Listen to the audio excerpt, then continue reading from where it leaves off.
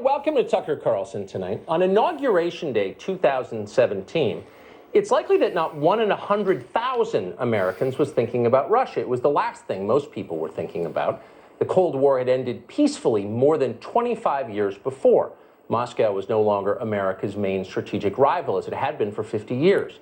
Russia had been downgraded instead to the status of a regional power, consumed with disputes with obscure places like Ukraine. In the American media, there were more stories about Russian alcoholism than there were about Russian ICBMs.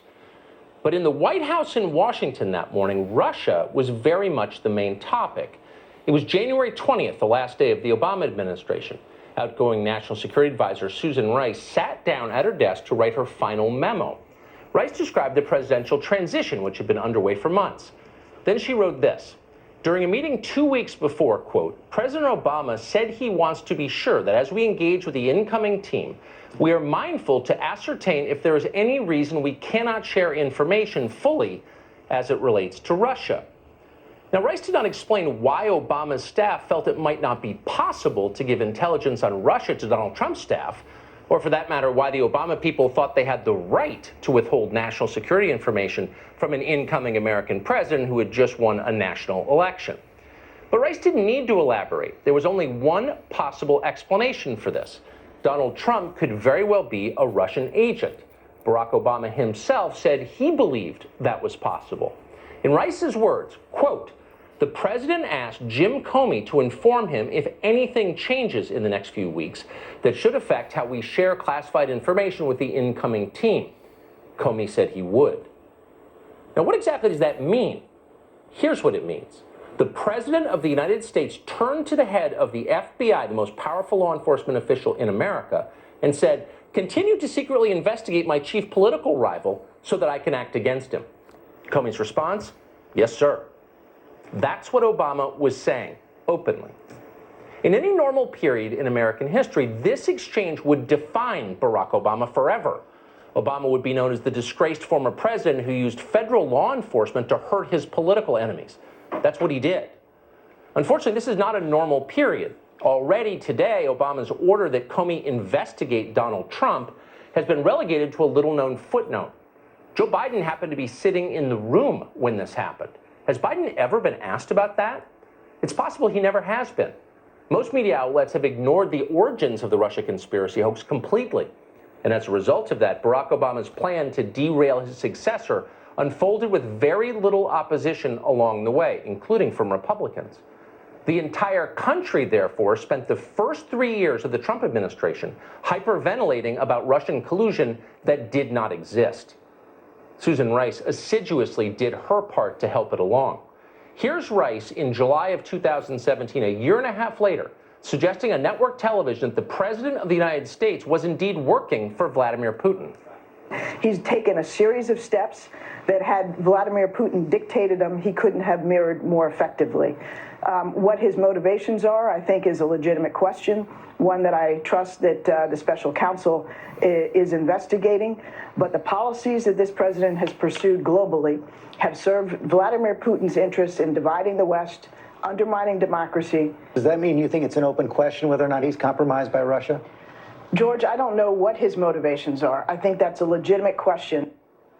In fact, it was never a, quote, legitimate question. It was a reckless slur, the most reckless possible slur, the kind that damages a whole country along with a politician it's aimed at. Rice knew perfectly well there was no evidence at all that Donald Trump had ever worked for Russia. We know that she believed that because she admitted as much under oath in a closed-door hearing in Congress.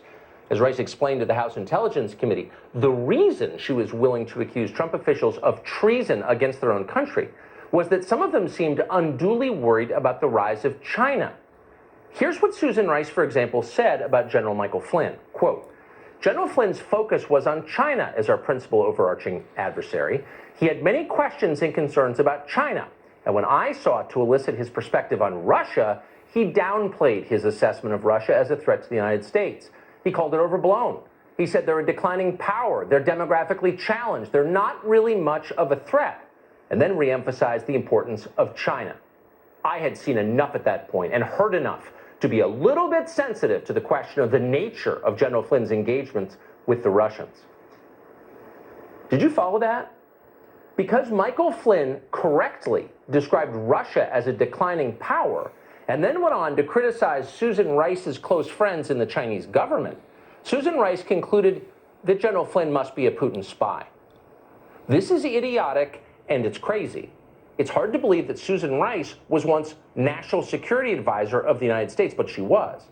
Evelyn Farkas was once Barack Obama's Deputy Assistant Secretary of Defense.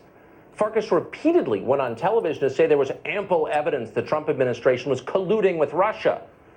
And yet, like Susan Rice, Farkas said something completely different under oath before Congress. Quote, "I didn't know anything," she admitted. Now, we quoted Evelyn Farkas saying that on this show on Friday. Farkas responded to us by claiming that we were, quote, "missing some key facts." Now, originally, she agreed to come on tonight and explain what those key facts might be. She is running for Congress now in New York. Unfortunately, then Evelyn Farkas backed out, but we fervently hope she comes back to tell us what those might be. We'd like to speak to Barack Obama, too. That's unlikely, so we'll have to settle for what he has told his friends. On Friday, Obama had a purportedly private call with supporters that, of course, was immediately leaked to the media. In it, the man who sicked law enforcement on his political rivals accused the current administration of undermining the rule of law. That's the kind of stuff where you begin to get worried that basic, not just institutional norms, but our basic understanding of rule of law is at risk. Institutional norms. These people are nothing if not predictable. What you just heard, as always, was textbook projection. You see it again and again and again. What they accuse you of doing, they are eagerly doing themselves. The rule of law, yelps Obama. It's almost amusing. The press doesn't find it funny in the slightest. They see no irony at all. They repeat it verbatim with solemn faces. Over the weekend, Chuck Todd of NBC accused the Attorney General, Bill Barr, of gutting the rule of law, of ignoring it completely. And to prove that, Chuck Todd used what seemed to be quite a damning quote. Watch this. I want you to listen to this Bill Barr answer to a question about what will history say about this. Wait till you hear this answer. Take a listen.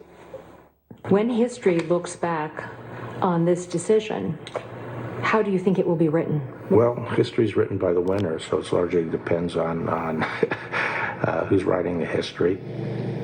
I was struck, Peggy, by the cynicism of the answer. It's a correct answer, but he's the Attorney General. He didn't make the case that he was upholding the rule of law. Struck by the cynicism. Chuck Todd, who is married to a political consultant, was just struck by the cynicism. He could barely believe it. He was stunned. Bill Barr didn't even mention upholding the rule of law. Kind of a major omission for an attorney general. But wait, it turns out that Bill Barr did mention the rule of law. It was at the center of his answer. Now, that was a CBS tape. NBC got a hold of it and edited out the words to distort Bill Barr's meaning. We have the real tape. Here it is. When history looks back on this decision, how do you think it will be written? Well, history's written by the winner, so it largely depends on who's writing the history. But I think a fair history would say it was a good decision because it upheld the rule of law. Yeah. To be clear, Catherine Herridge did not edit that tape. She did a straightforward interview. NBC News edited the tape.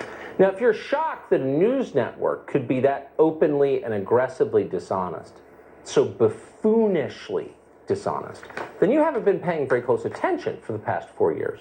They've been doing it since day one with the Russia hoax, and they don't plan to stop now. Aaron Mate is a writer and producer at